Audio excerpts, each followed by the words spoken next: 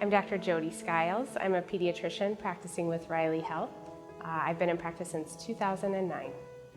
I became a doctor really for the same reason that many people become physicians, and that's because I really just wanted to help people. I love science and I love people, and medicine gives me the opportunity to interact with both.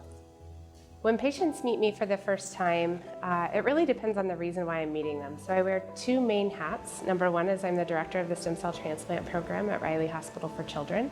So when I meet patients for stem cell transplant, we spend a lot of time talking about what has happened up until this point prior to when I met them.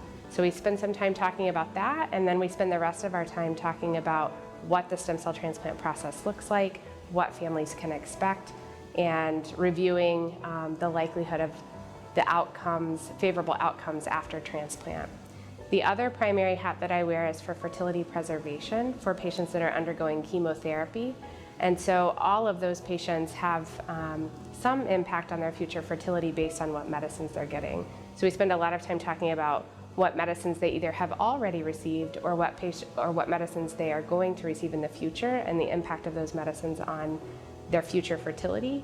And then we spend a lot of time talking about what our options are for how we can preserve fertility for the future. What I really love about my job is really getting to come alongside families and patients in what is generally a time of really hard circumstances. And I love getting the opportunity to know them, and in many situations we become like a second family to our patients. And so I love having that opportunity to really support families through a really hard time. The other thing that I really love about my job is that patients and families that are going through this sort of circumstances have a unique perspective that I can learn from in my everyday life just as another human being. And so I really appreciate being able to recognize when to sweat the small stuff and when not to.